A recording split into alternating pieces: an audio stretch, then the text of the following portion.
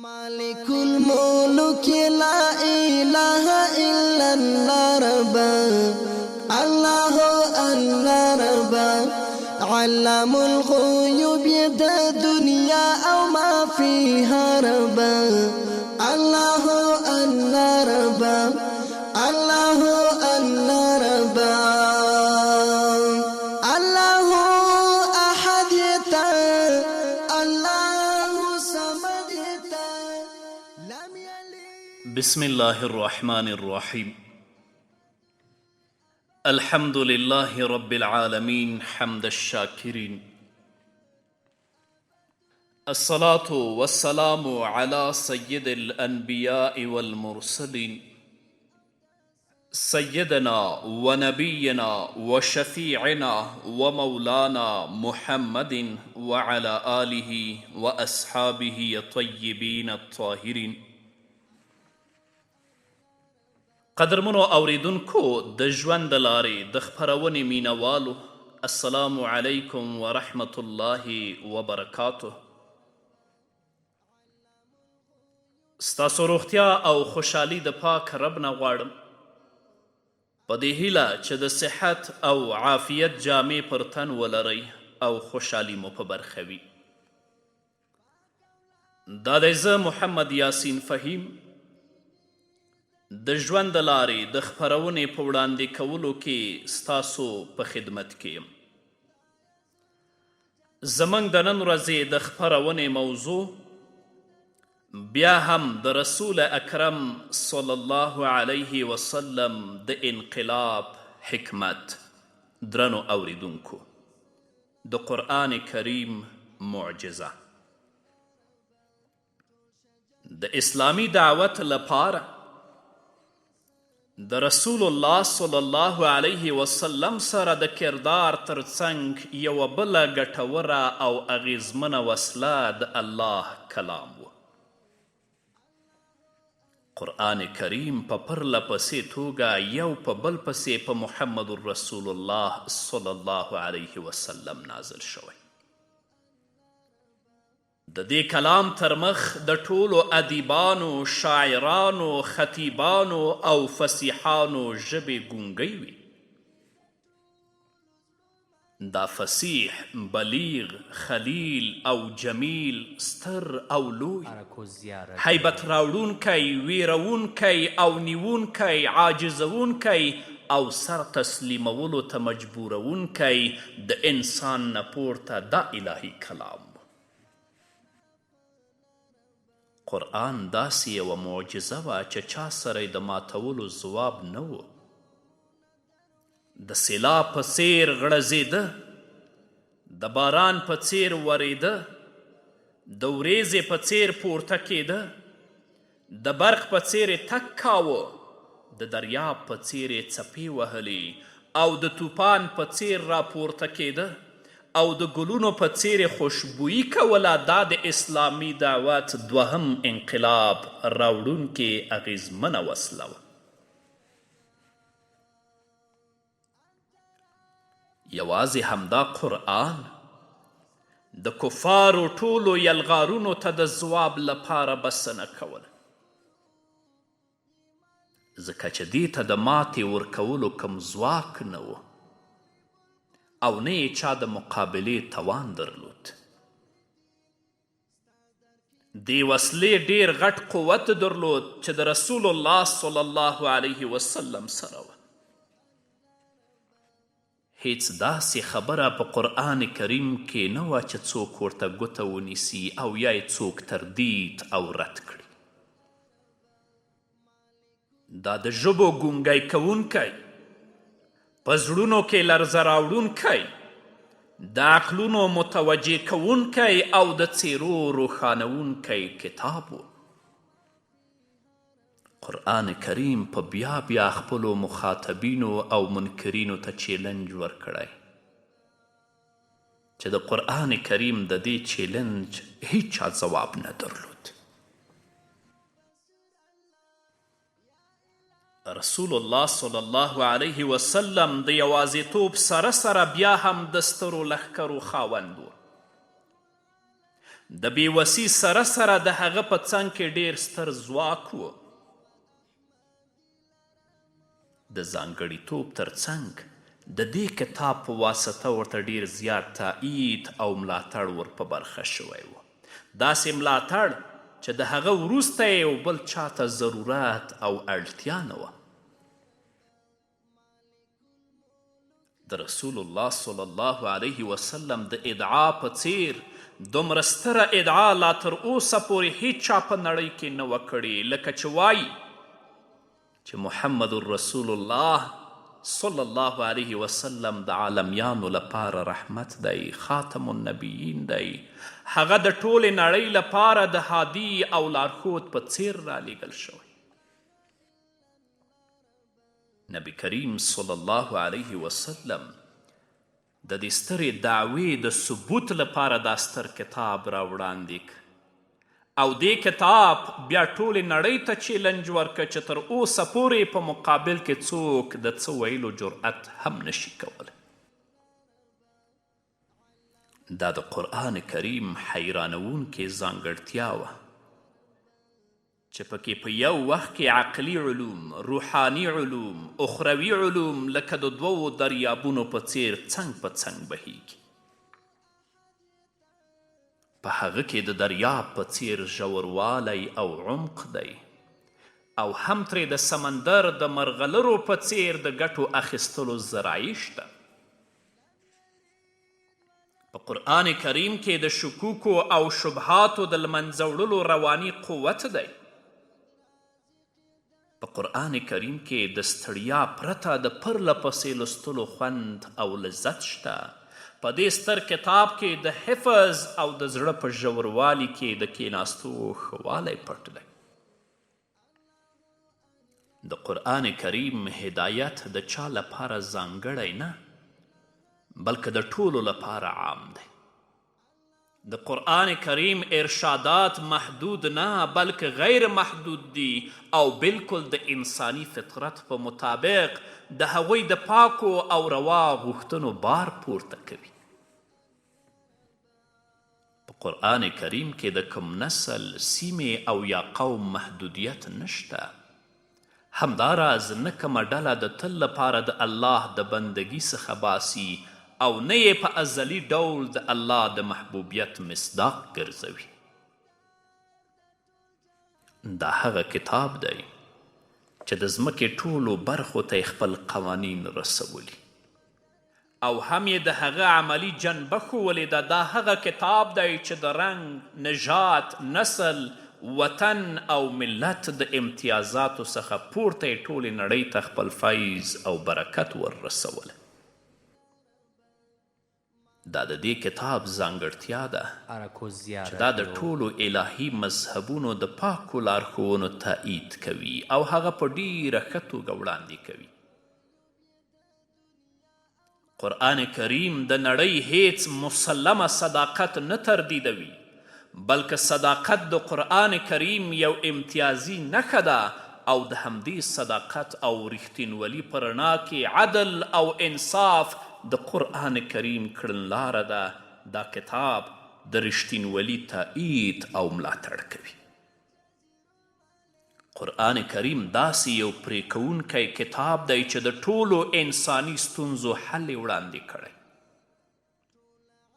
د قرآن کریم د راتلو وروسته هیڅ داسې انساني ستونزه به نه وي چې د هغه د حل لاره د دې کتاب په واسطه نه وي ښوول شوي.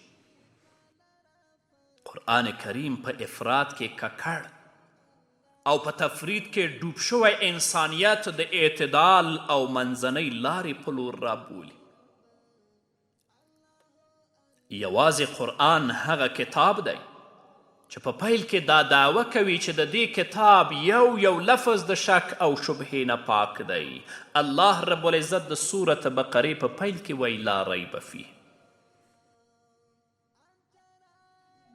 لا ریب فیه د دې کتاب امتیازي صفت دی چې د نړۍ بل هیڅ کتاب ته نه دی ور په برخه شوی. دا د قرآن کریم بله ځانګړتیا ده چې په داسې ښکلي ډول او د حکمت نه په ډکو الفاظو کې بیان شوی. د تهذیب او اخلاقو د دایرې نه وتلې او یا د شرم او حیا د غوښتنو پر خلاف هیڅ لفظ پکې نه میندل کیږي. یعنی په قرآن کریم کې داسې لفظ نشته چې هغه د تهذیب او د اخلاقو د دایرې نه وتلی وي. قرآن کریم کې داسې لفظ نشته چې هغه د شرم او د حیا د غوښتنو پر خلاف وي. دې کتاب د انسان د ژوندانه په مختلفو اړخونو کې څیړنه کړې. د انسان د پیدایښت پیچلې مسئله یې حل کړي او په پوره حکمت سره په داسې نازکه او باریکه مسائلو رڼا اچولې چې یوازې د همدې برخه ده، لکه چې الله رب العزت په خپل کلام کې په صورت بنی اسرائیل کې 88 آیت کې فرمایي: قل لئن اجتمعت الانس والجن على ان يأتوا بمثل هذا القرآن لا يأتون بمثله ولو كان بعضهم لبعض ظهيرا. ای پیغمبره ټولو ته ووایه که چیرې ټول انسانان او پیریان را یوځای شي او یو د بل ملاتړ هم وکړي او بیا هغوی د دې قرآن په څیر د کوم کتاب جوړولو اراده وکړي، نو هیڅ کله به هغوی داسې ونه کړی شي. د پیړیو راهیسې دا د قرآن کریم دعوه ده چې د دې دعوې په موجودیت کې د اسلام دښمنانو چې هر څومره زور وهلی، نو هغوی د قرآن کریم تر مخه بېوسه پاتې شوي دي. په هر وخت کې قرآن کریم دوی ته دا چیلنج ورکړی، خو د قرآن کریم د دې چیلنج ځواب تر اوسه لا چا نه دی ورکړ. یو داسې انسان چې تعلیم هم نه وي کړی او د هغوی ترمنځ یې خوړل او څکل کړي وي او راپورته شوی وي، نو هغه به همغوی ته داسې چیلنج ورکوي چې د هغوی ترمنځ څوک دومره ځواک نشي پیدا کولی چې د دې چیلنج ځواب ووایي. پیغمبر علیه السلام کومه مدرسه نه وه لوستې، کوم استاد ته نه و ناست. پیغمبر علیه السلام د هغوی ترمنځ ژوند کوه، د هغوی ترمنځ یې خوړل او څکل کول. پیغمبر علیه السلام هغوی ته د قرآن په ژبه چیلنج ورک، نو د هغوی ترمنځ دومره ځواک پیدا نشو چې د دې چیلنج ځواب ووایي او الی یوم القیامه یې څوک نشي ویلی. نو قرآن کریم د محمد رسول الله صلی الله علیه وسلم ستره معجزه ده.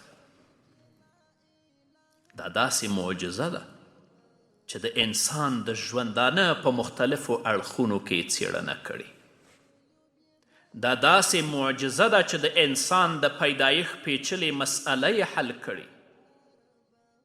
دا داسې معجزه ده چې په پوره حکمت سره یې په داسې نازکه او باریکه مسائلو رڼا اچولې چې یوازې د همدې په برخه د بل کتاب کې دا مسئلې نشته. الله رب العزت دې منګه د قرآن تابع وګرځوي. رب العزت دې موږ ته توفیق راکړي چې خپل ژوند د الله رب العزت د کلام په رڼا کې او د محمد رسول الله صلی الله علیه وسلم د ارشاداتو او لارښوونو په رڼا کې تیر کړو چې یوازې همدا د کامیابی لار ده او بس. نور بم اورو قدرمنو اوریدونکو، خو د یوې دمې نه وروسته مالک الملک لا اله الا الله رب الله الله رب علام الغیوب د دنیا او ما فيها رب الله الله رب علام الغیوب د دنیا او ما فيها رب الله الله رب الله الله رب الله احد تا الله صمد تا لم یلد. قدرمنو اوریدونکو، بیا هم زموږ سلامونه ومنئ. نن نړۍ پرمختګ کړی او د علم او ادب ستوري یې مات کړي، د علم او ادب دریابونه یې بهولي، د علومو پوهنتونونه جوړ شوي، خو بیا هم د قرآن کریم هماغه چیلنج د نړۍ تر مخ پروت دی. قل لئن اجتمعت الانس والجن على ان يأتوا بمثل هذا القرآن لا يأتون بمثله ولو كان بعضهم لبعض ظهيرا. دا چیلنج اوس هم د دوی تر مخه پروت دی. دا یو څرګند حقیقت دی. هر هغه څوک چې د قرآن په ژبه کې هر څومره زیاته پوهه ولري نو په هماغه اندازه پرې ښه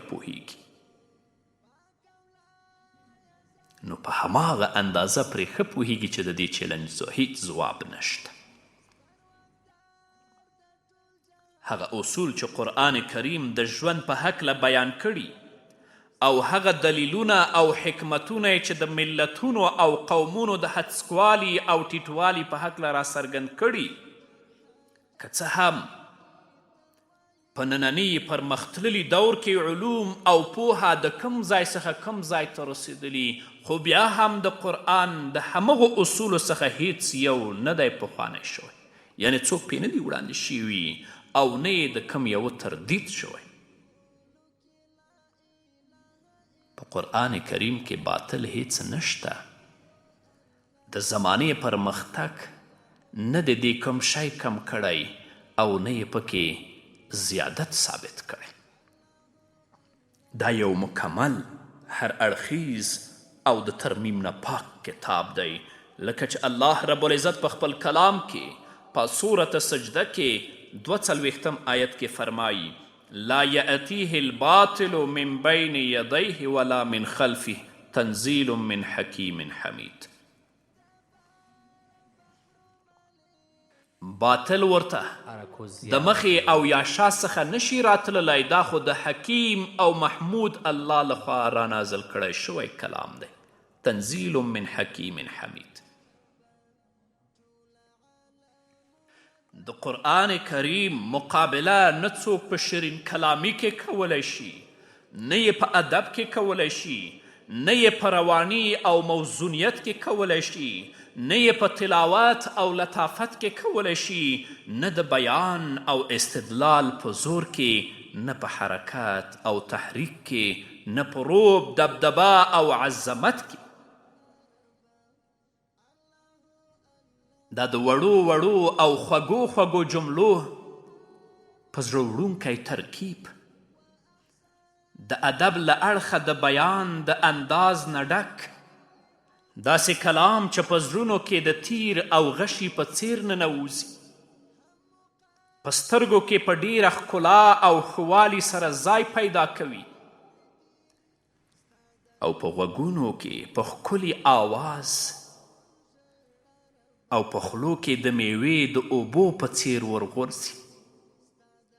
د دې د جملو ښکلا او تناسب انسان د هغې په یادولو، تکرارولو، تلاوتولو او یا هغه د لاس په نیولو او د خپل ځان سره په تللو مجبوروي. نړۍ ته رښتینولي او حقایق په ځایي الفاظو او مثالونو کې بیانوي. آفاقي دلایل او پیژندل شوي تاریخي حقایق را مخته کوي. ازلی او ابدي حقایق د شاوخوا په مثالونو کې بیانوي.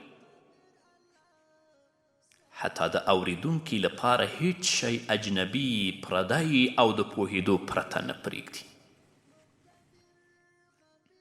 په قرآن کریم کې د سختو زړونو د ویلي کېدو ځواک او بې حسو ته د احساس ورکولو توان موجود دی.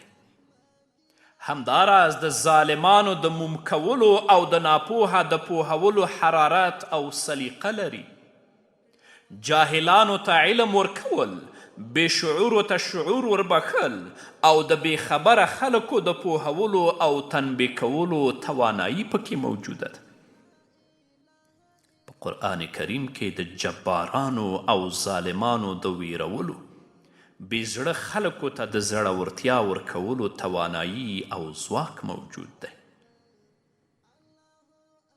د قرآن کریم همدا اغیز قبلونه وه چې د ټولو غټو زړونو خاوندانو ترې روب او ویره درلوده. په غوږونو کې به مالوچ ایښودل تر څو قرآن کریم وانوري، او کله به چې قرآن کریم د پادشاهانو په دربارونو کې لوستل کېده نو په دربارونو کې به چوپتیا وه او په سترګو کې به د اوښکو سیلابونه روانېدل. کله چې د مکې خلکو د رسول الله صلی الله علیه وسلم په ملګرو تیری او ظلم خپل آخري حد ته ورساوه، نو بیا هغوی ته د حبشې په لور د هجرت کولو حکم وشو. خو قریشو ته دا ښه نه برېښېده چې مسلمانان د یوې خوا ته ولاړ شي او هلته دې د آرام ساه واخلي. هماغه و چې د مشورې وروسته یې سفیران ترتیب او د حبشې پادشاه نجاشي ته یې د زیاتو هدایاو سره واستول.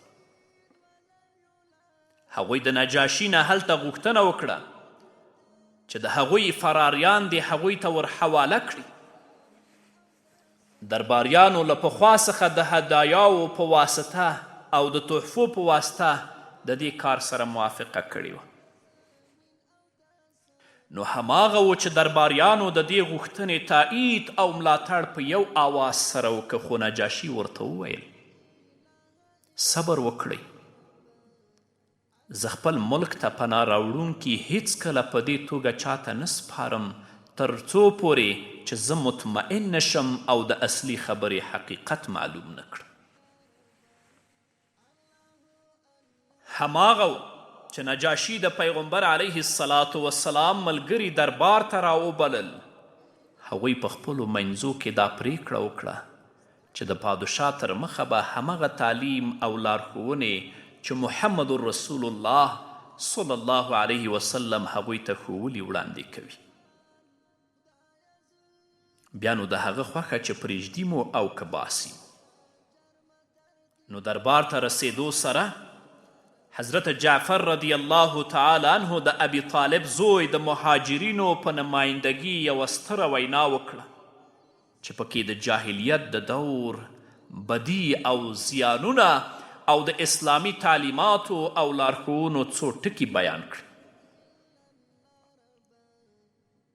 بیا د قریشو د تیریو بیان وکړ او حبشې ته د هجرت کولو عوامل وڅېړل او ویل چې دوی د دې لپاره دلته راغلي چې د هغوی د ظلم او تیري څخه په امان کې پاتې شي.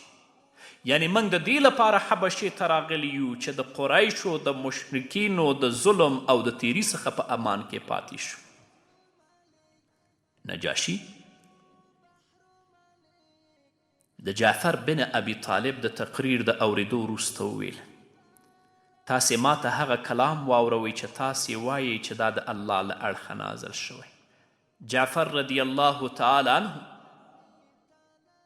د سورة مریم تلاوت پیل که چې پکې د عیسی علیه السلام او د یحیی علیه السلام یادونه شوې وه. نجاشي دا کلام اوریده او ژړلې ان تر دې چې ګیره په اوښکو لمده شوه.